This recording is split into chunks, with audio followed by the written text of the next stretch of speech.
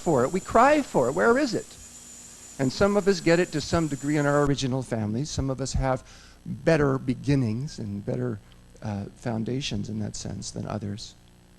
But we all share a society that is alienated from the natural world and the natural ways and the natural wisdom of our bodies and the earth. And the pain of living with that separation we share. And it takes many forms. And to heal ourselves is to heal the world. There can't be a difference there.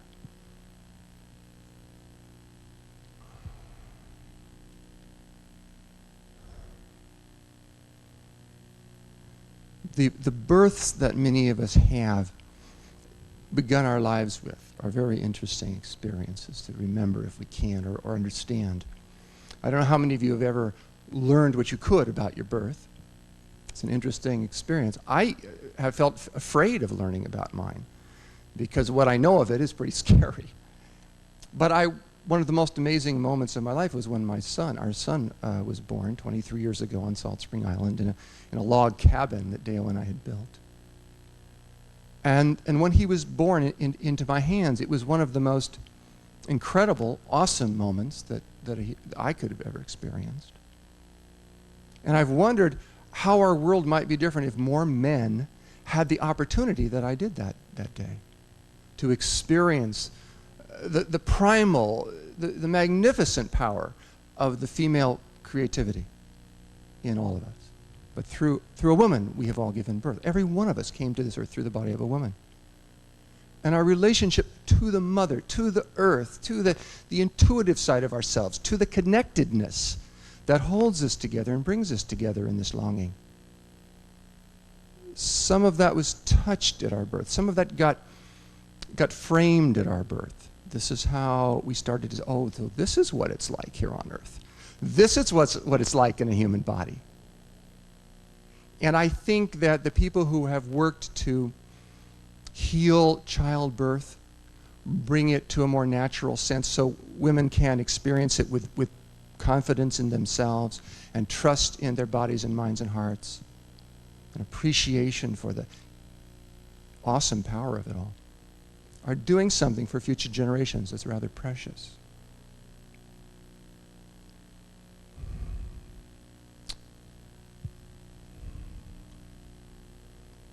What is it like to carry a vision in your cells and in your soul and live in a society that doesn't reflect that vision? How do you feel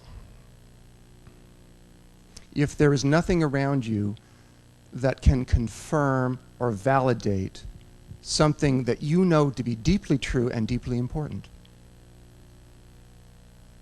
For example, if you are somebody who feels that every individual is important and every human being is special and precious, how do you deal with that part of our society that can value people only insofar as they can make and spend money, that defines the citizen as a consumer? If you are somebody who sources in and finds renewal and restoration in the natural world and understands our total dependence upon it, how do you live with a society that is not only polluting but devouring the natural world? If you're somebody who feels that people are best fed eating natural and wholesome foods, how do you feel when you shop in a supermarket, which is wall-to-wall Twinkies and Fruit Loops and hot dogs? And if you're somebody who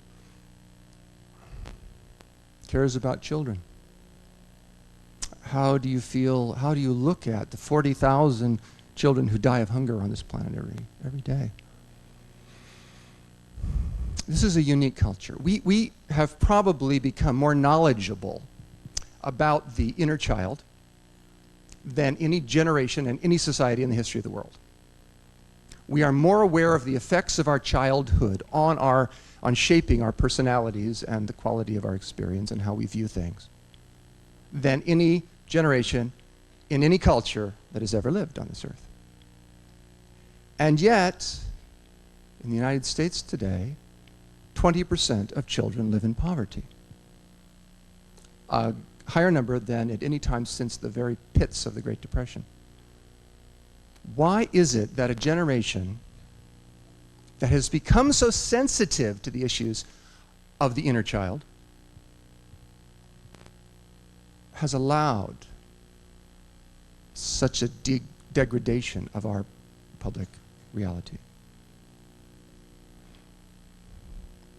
If our consciousness is reflected in the world at large and vice versa, how can this be?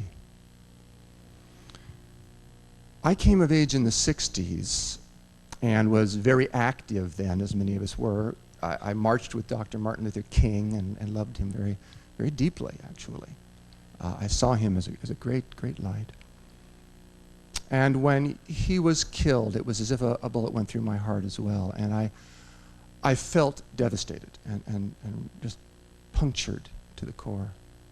It is so rare that a man of his stature and quality rises to public acclaim. And here he was, and then there he wasn't, in that sense. And I think a lot of us got the message around that time with his assassination, and also within 5 years, the assassination of the two Kennedy brothers. One is president, one is probably soon to be president. That if you really challenge the assumptions of the culture, if you really step out and mean it, you will really be shot down. That the forces of oppression, the forces of exploitation would not allow that, would not allow us to find our voice, to find our power in the world. Oh yes, you can find your power in an encounter group. You can find your power meditating. Just keep it there. And that message got internalized. And so what happened in the 70s, I think, is that there was this split. A lot of us withdrew from any sense of ourselves as citizens within the world. It was just too much. And we meditated and we did what we could do and we got our act together, or we didn't. But we became self-absorbed in a way. And we just, it's like if there was a building, we went upstairs. And we said, I'm going to just deal with my consciousness. I'm going to deal with myself, my relationships, me, and me. And then downstairs, we left it to the lowest energies and forces around. But we didn't want to get tarnished. We didn't want to get contaminated. We didn't want to get our fingernails dirty, you know. We wanted to stay apart from it. The trouble is that the house is burning down. It's not enough to give a person a fish. It's not enough to teach a person to fish if the pond is getting increasingly polluted. We have to bring our power into the world. It's time now. And all of us are needed. What we need to do is different one from the next, and we have to listen very carefully in quiet to understand how to proceed. Because to be effective, we need to be very centered and very nonviolent and very joyous and very connected with each other. And we've got to do that. What's needed now is more of us than was needed before. We need to find a spiritually based activism, a way of living our truth in a world that doesn't tend to thank us for that, and in fact can set up every type of obstacle. But we have the strength together, and that's one of the reasons we've come together, I think, tonight, is to own that. Now, what does it mean to be a spiritually based activist? What does it mean to uphold something that's magnificent internally and bring it alive so it can be shared, to feel the vulnerability of that and the clarity that that requires? I want to tell you about my own experience with that, not because I think my story is especially significant, but because is my own, and it's really what I have to come from. I was born, as most of you probably know, into the Baskin-Robbins family and the ice cream empire. My dad and my uncle were the founders of the company, and it became, at one point, the world's largest ice cream company. It's a multi-billion-dollar company. And as an only son, my dad expected me to succeed him in the business, to follow in his footsteps, and groomed me for that. And in my childhood, I worked in the factory and in the warehouse and in the retail stores, and I scooped ice cream and made milkshakes, and more than you could imagine, and I just loved every second of it, to tell you the truth. To me, the 4 basic food groups were chocolate, vanilla, strawberry, and Jamocha almond fudge. I absolutely loved it, and I ate more ice cream than you could believe. In fact, sometimes when people find out I don't eat ice cream very much anymore or at all, they will say, "Oh, it's too bad." And I think, no, I've had enough for 20 lifetimes, believe me. We had an ice cream cone-shaped swimming pool in our backyard. We had a commercial freezer in our house, and we had all the experimental flavors, and I, of course, took it upon myself to be the official tester at the age of 5 and to test every single one. I loved it. I really did. But there's other things on my mind now than what is my favorite flavor. But my dad really wanted me to do this, and I wanted to please him very much. And it was very hard to experience that something inside me was pulling me away from that. But I recall when Dr. King was killed that the despair I felt for our world was so profound, and for myself as part of it, that I told my dad at that time, business as usual has no draw on me. I said, don't you understand? We live under a nuclear shadow where at any moment the unspeakable could happen. The environment is deteriorating increasingly under the impact of human activities. The gap between the haves and the have-nots is increasing, creating a very destabilized situation in which the lack of social justice is appalling and increasing. I said, do you understand that for me, sensitive as I am to these realities, inventing a 30-second flavor would just not be an adequate response for my life?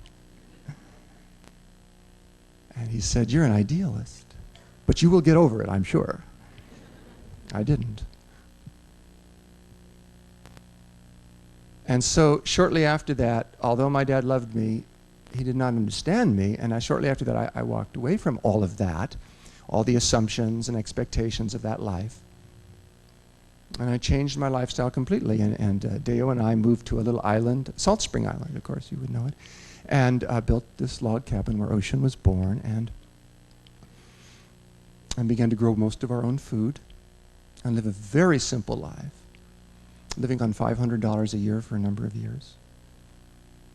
And it was a real pendulum swing from the lifestyle I had lived with my folks, as you might imagine. I had jokingly said that in my family, roughing it meant that room service was late.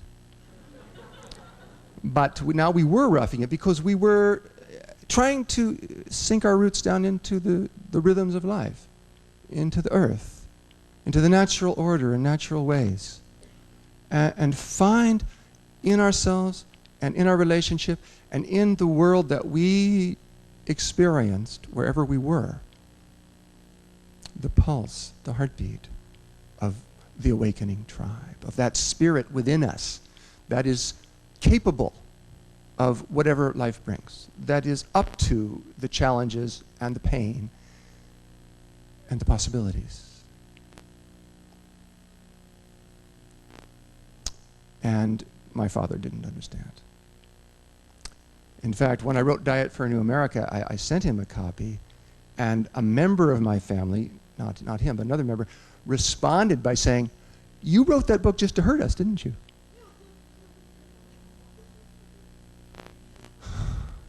No, I said, there were other reasons, actually.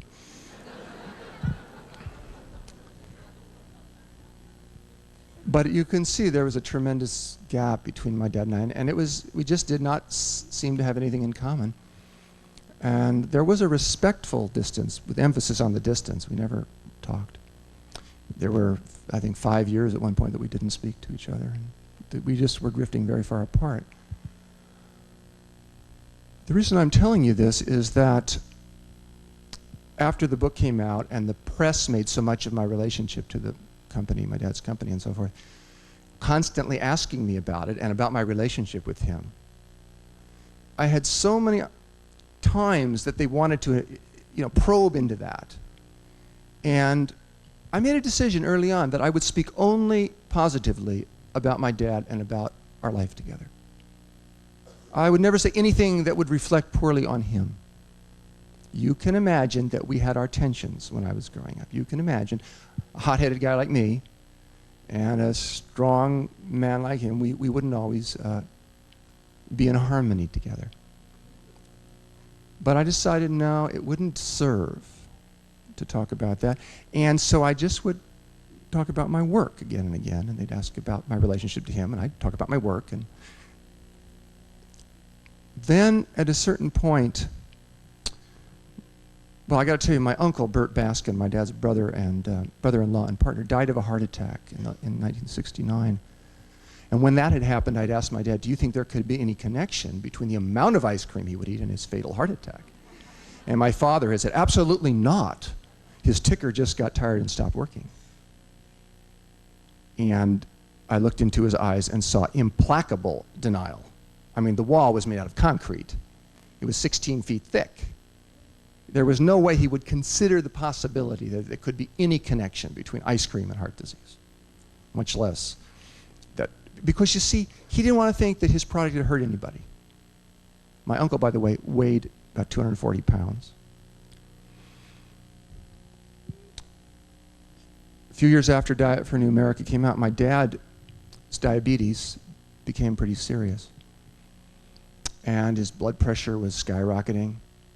He was the living example, as we tend to become as we age, of the choices he'd make and the karma he'd developed over time and lifetimes, I suspect. And there he was. One day he went to his cardiologist.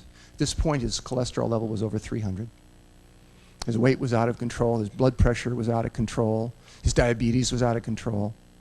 The prognosis for his diabetes was so serious that it involved an amputation of a foot or even a leg, possible blindness, the likelihood of ending up on a kidney dialysis machine. And his doctor said to him, Mr. Robbins, you're a very sick man.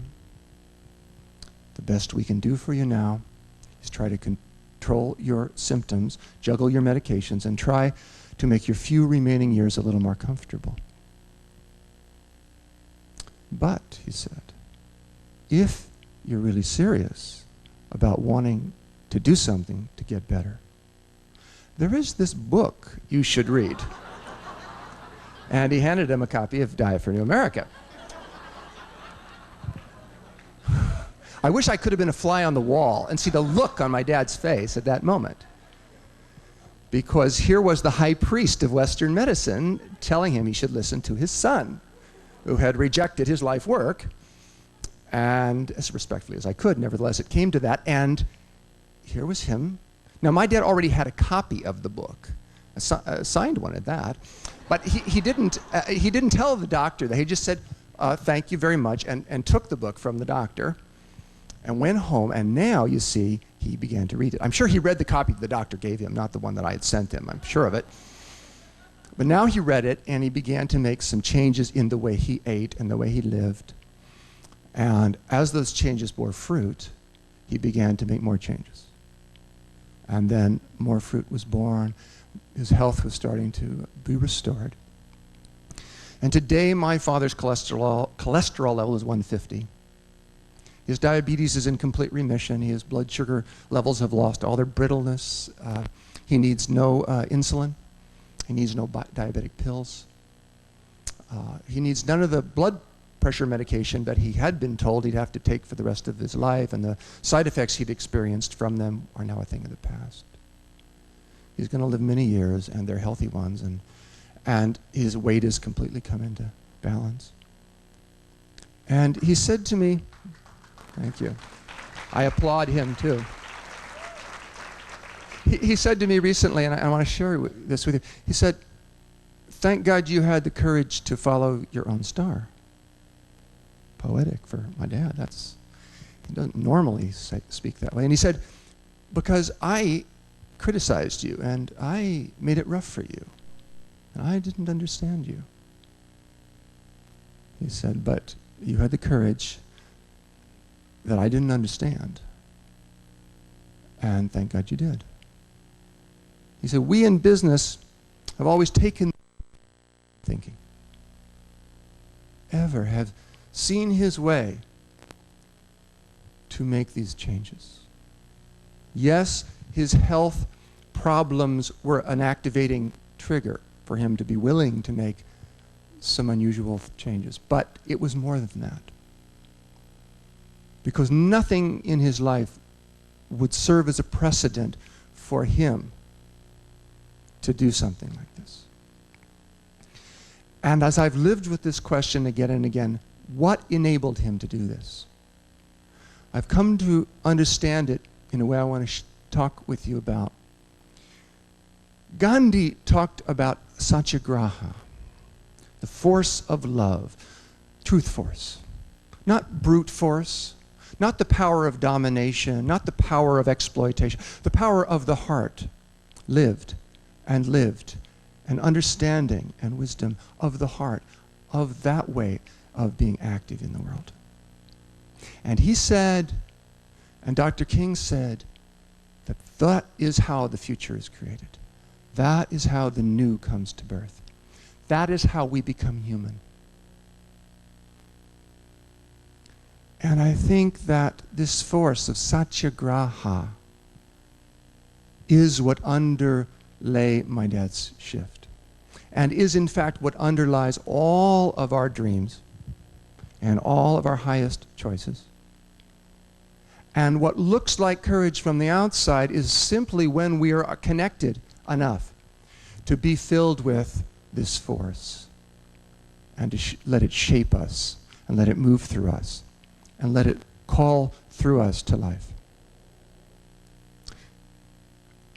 I think that satyagraha doesn't simply exist as a source outside of ourselves. It is something we create actually together through utilizing it, through understanding it, through speaking of it, through acknowledging it, through welcoming it, and welcoming the spirit of goodness in life. It's that possibility. Someone once said, in every child that is born, there is proof that God has not yet given up on the human race.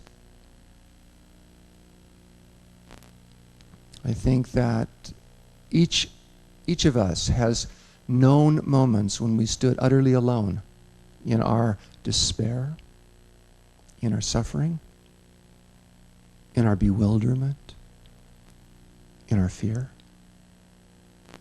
Stood at times when no one could affirm, could understand, could bring alive in us the possibilities, the yes, the life force, the passion for what we believed in and our purpose.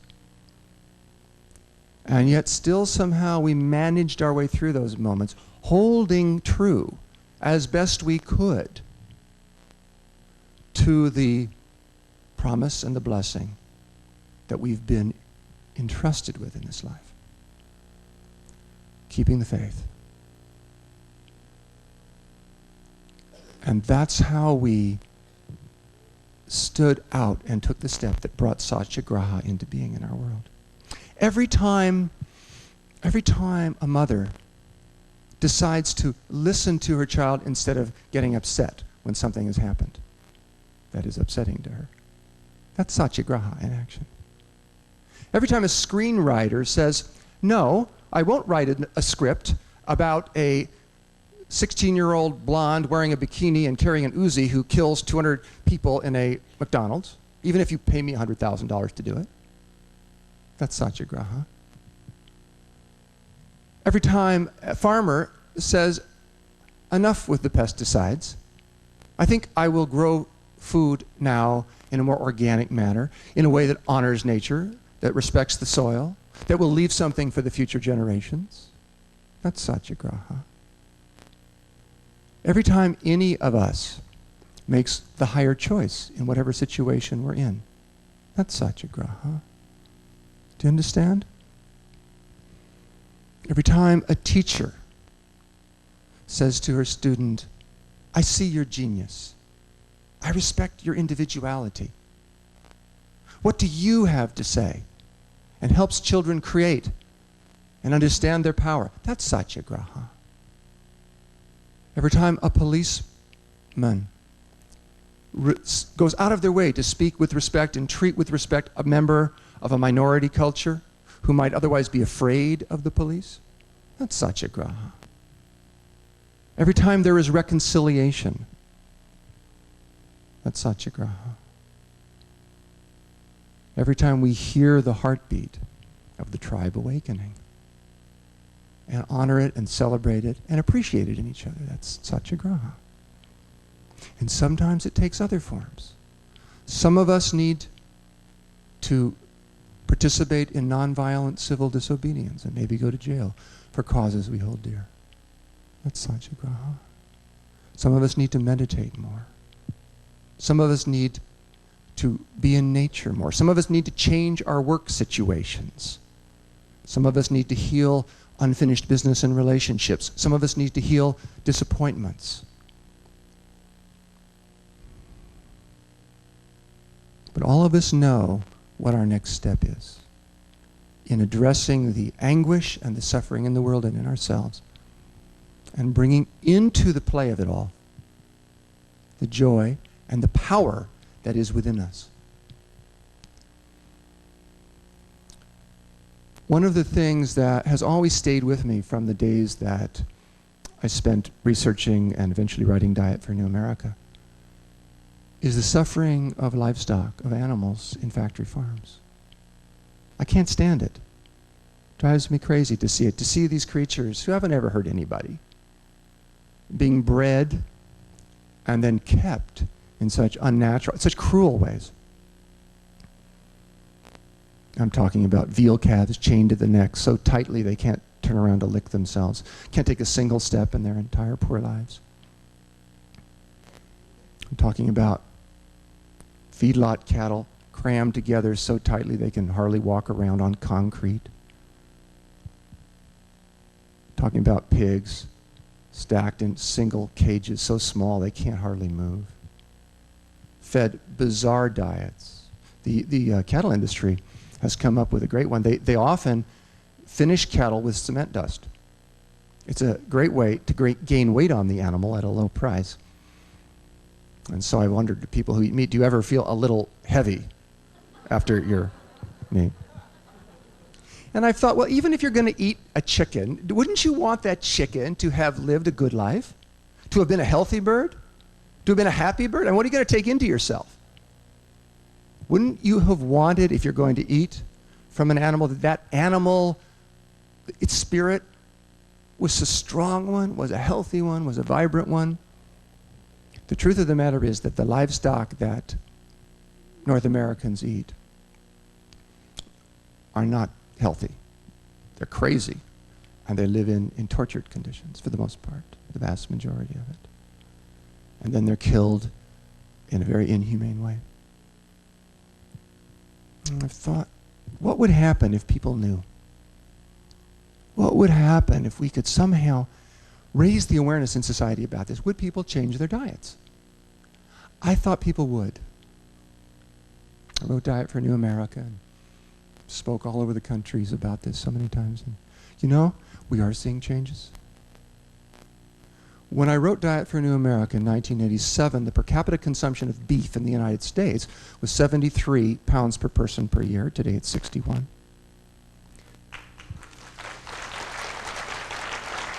That's a drop of 20%. And we can translate that into how many fewer heart attacks have occurred, how many fewer cases of colon cancer, and the other hormone-related cancers that are fat-dependent.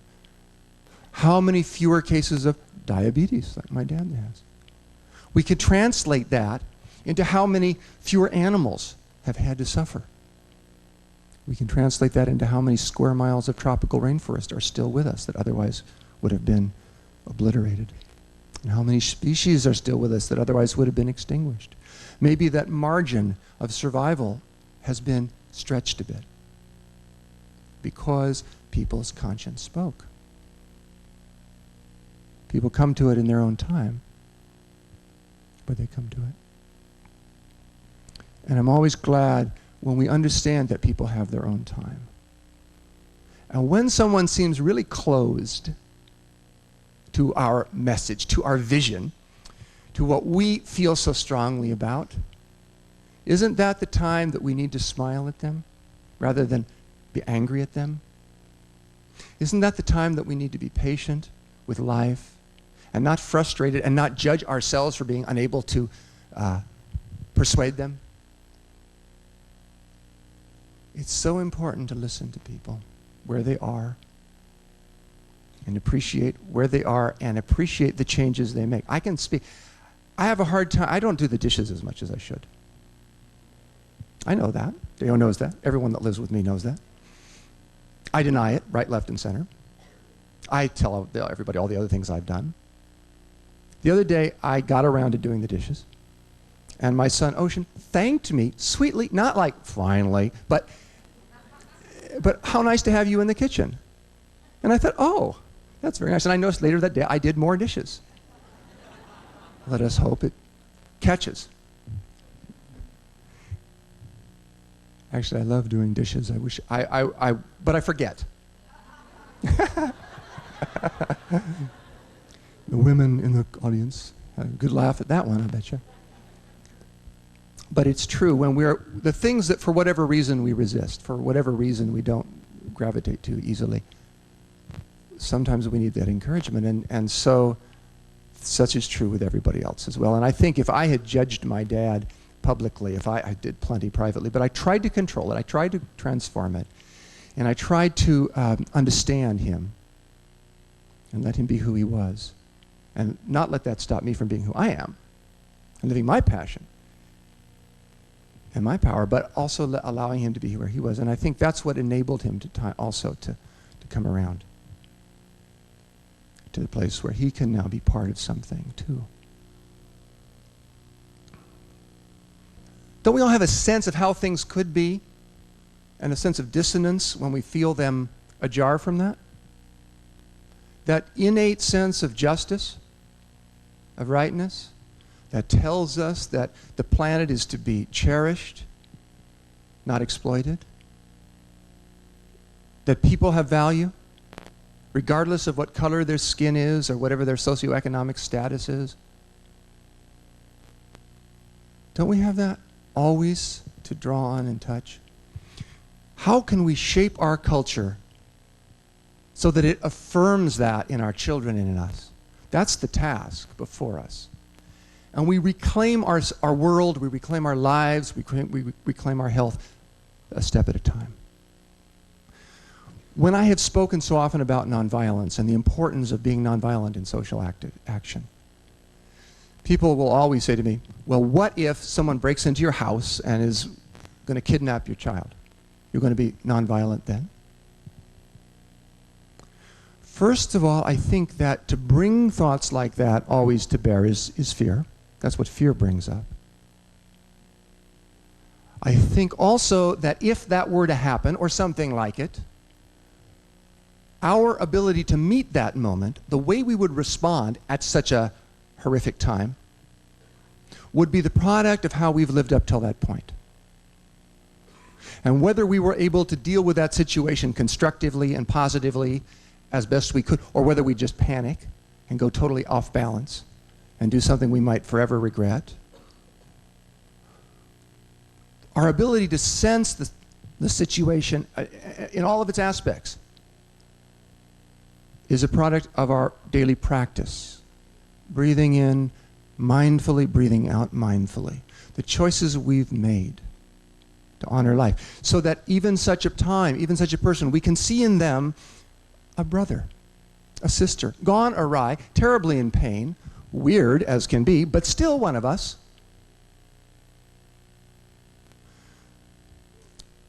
A teacher was once with some children and said to them, how do you know when the night is over and the dawn has come? How can you tell? And one of the children said, the night is over and the dawn has come, when you can look out in the orchard and you can tell by looking which are the apple trees and which are the pear trees. And the teacher said, How do you know when the night is over and the dawn has arrived? And another child said, when you can look out into the pasture and you can tell which is the horse and which is the cow. And he said, How do you know when the night is over and the dawn has come? And the kids were a little frustrated at this point and turned it on him and said, well, how do you know then when the night is over and the dawn has arrived? And he said, when you look out and see in the eyes of anyone you meet, your brother or your sister, then you know that the night is over and the dawn has come.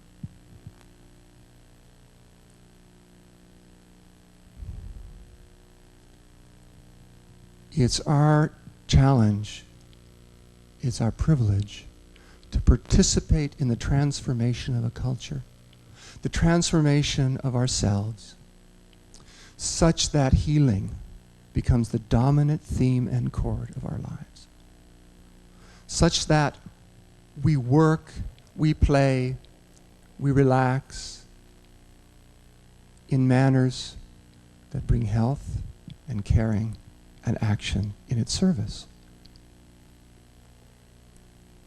This is a great work. And it really is to participate in it is something we have earned over lifetimes of making choices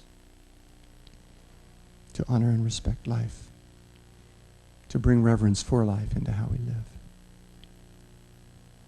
And I think that in an atmosphere in which reverence for life is felt, people naturally make more humane choices, more caring choices. In an atmosphere of fear, dissonance, anger, people make other choices. It's so sad to me to see so many people in North America wake up in the morning and give their minds over to fear. First thing, the caffeine, the newspaper, the cultural craziness. What if we were to give our minds to the spirit of goodness when we woke up and spend some time centering, praying, meditating, allowing and working that our bodies and our minds can become attuned and softened and alive with what we hold dear? And then we can go read the newspaper or do what we do, but our lives will be different. Some of us need to watch less television. Some of us need to stop and smell the roses. Some of us need to plant roses. But all of us know what we need to do to be part of the transformation, what our next step is in our healing, in the healing.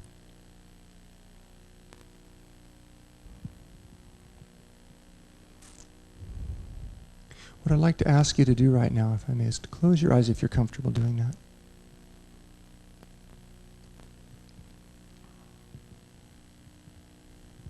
And be aware of your breathing.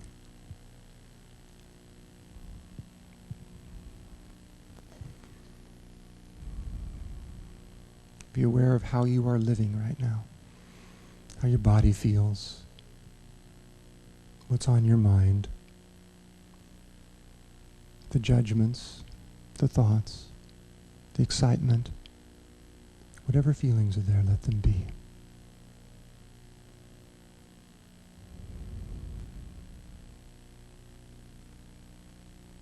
If you're feeling enlivened, let it be. If you're feeling fear of any kind, let it be.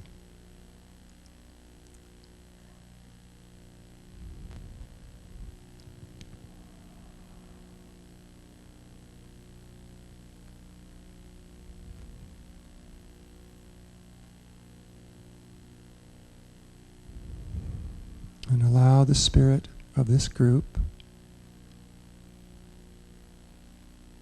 to pass through you. that you are part of something vast and mysterious, extraordinary, and that it can guide you and teach you and bring you along through anything and everything.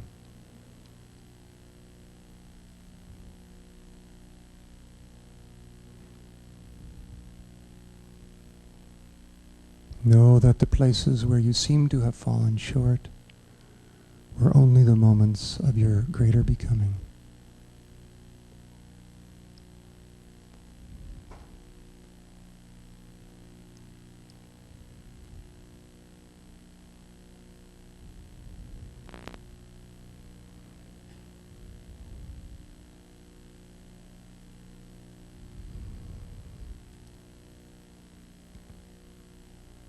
And know that you have within yourself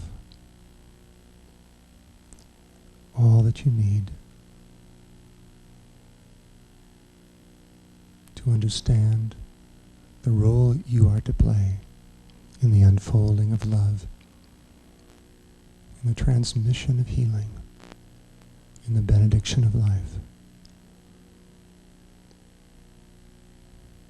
Know that the sacred lives within you and in each and every being.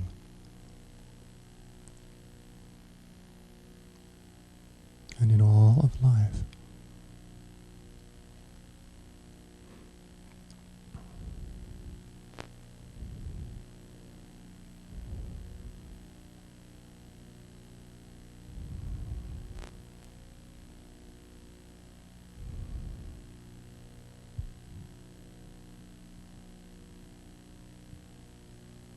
Thank you. I want to complete my presentation for the first part by telling you a story.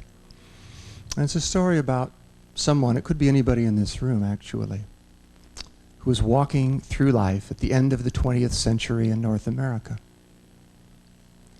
You've taken birth in the human form because you have something to give and something to receive. You have something to learn, something to do. And you know that you need to understand as fully as possible, using all of your senses and all of your capacities of perception, what life is on this earth. So you take the human journey.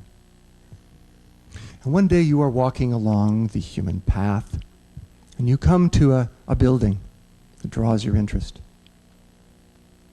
And you walk towards it, but you can't tell what is inside that building because there's no signs to tell you and there are no windows to look through. But there is a door, and you walk up to that door and you place your hand on the doorknob, and then you stop. Because something inside you tells you that if you open this door, if you go into this building, your life will never be the same. And you breathe, and you sense a readiness, a willingness. And you open the door and you look.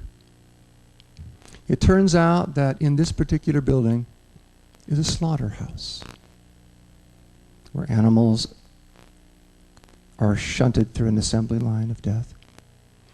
And you hear their cries and you smell their blood and their fear and their agony. And you also are aware that there are amongst these animals human beings, two-leggeds like ourselves, people who make their living, as it happens, killing. And you don't judge them because you understand that they're doing our dirty work. They are doing what we as a culture pay them to do. They're just trying to make a living. Many of them are men who get up in the morning and possibly kiss their families goodbye and go to work, punch the time clock, and just happen to spend the next 8 hours slitting the throats of innocent animals, or taking a snarling chainsaw to the still warm flesh of a creature that only moments before drew breath from the same source as all of us, and cutting it up. And at the end of the day, they punch out, try to wash the stench and the residue of it all from themselves, and go home. And maybe that night they read their children stories about cuddly animals to try to help them go to sleep. You see, they are us. not different, not separate, but ourselves. We as a society. And they bear the callousness of our culture, as well as the animals do. You close that door and walk on. You want to experience other parts of life. You walk on and on and on. You come to a schoolyard where the children are playing, and their sounds are like the chirping of birds from a distance. And their innocence and their spontaneity refreshes you after what you've just seen, and you go towards the schoolyard. And then you notice that next door to the schoolyard there's an incinerator burning toxic wastes. And these kids are breathing that air as they play. And you know that all of us breathe this air one way or the other, because it's our garbage, it's our waste, it's our unconsciousness. It's up to us to change it. And the bell rings, the kids go into classroom, you follow them, and they sit at their desks expectant and innocent and a little bit crazy.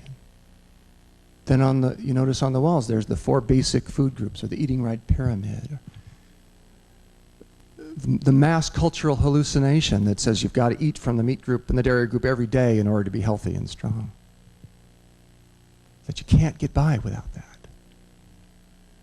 And then you know that the industries responsible and profiting from the sale of those products are the people who've worked very diligently and lobbied very diligently to get those charts to say that. And you close that door and you walk on, wondering, feeling, thinking, breathing, hoping, dreaming, fearing, questing life.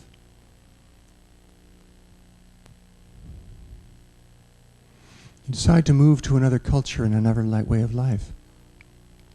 You want to go where life is at its richest. And so you are drawn to the tropics, where the biomass is so intense, where the tropical rainforests grow, where the perfume of life is so strong. The fragrance of the forest is almost overwhelming. Because in a space as large as this auditorium, there might be 200 different species of trees, on each of which there might be 50 different species of ants, the world's oldest and richest ecosystems. And amongst them, humans, the world's oldest native cultures, living as they have done for generation upon century, in a way that does not destroy the habitat on which they depend. And you breathe in their lives, and you breathe in the richness, but you then detect in the scent of it all the presence of smoke. And you look off in the distance, and sure enough, there are fires, because the rainforests are being burned and cut down so rapidly. The lungs of the planet are being destroyed so rapidly. And some of that, of course, is for cattle to graze, for export to Canada, to Western Europe, to the United States, so that people whose cholesterol levels are already dangerously high can have hamburgers a quarter-cent cheaper. And you shake your head. And you walk on. You walk through lands where wars ravage. You see the planetary anguish. Now you want to know. Now you want your eyes to be open. You understand that the pain of this all serves a purpose. It's to awaken us to our humanity, to our power to act. Now you're alive with it. Now you found the pain. The denial was keeping you from life. It obscured your sense of your own heart in the collusion of a culture that distracts itself incessantly. You've gotten through it. And you want to see life because you know there is in you something meant to see it. And you come to a child crying, and you hear its call, and part of you your heart goes out to this little baby. It's a little baby crying, and you see the child's mother come and pick this child up, this baby up, and rock this little one, singing to it, singing its name, petting it, caressing it, loving it. And you're so glad to be in the presence of this instinct for good, this great aspiring force that loves and connects and bonds and helps and supports and upholds life. But yet, despite this mother's love, this child still cries. It only stops crying when it stops breathing, because the mother had no food for this baby, even though she's been working in the fields alongside the baby's father.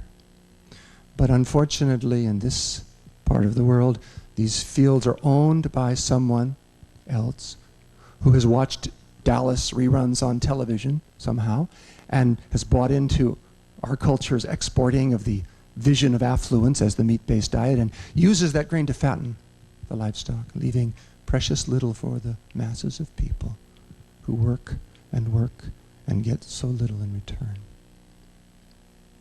And you stop. You look at that baby and the mother, and you remember life and all you've seen and all you've known and all you've been through, the initiations, the challenges and tests, and the pain you've endured in order to be alive. And you ask that this pain not be in vain, that something good come of it, something of service to all come of it. And then you look up and you say, God, why don't you do something? At which point a voice is heard to say, clear as crystal, I did do something. I made you, and I made many others like you, who feel as you do, who work as you do for life, who have the same needs and longings and desires, the same urges, the same prayers. They may express them differently. Each of us is unique. But have the same purpose. Find these other people. Join with them that you may be strong. Work with them. Celebrate with them. Sing with them. Dance with them. Hug them. Cry with them. Listen with them. And act with them. And that's why we're here tonight.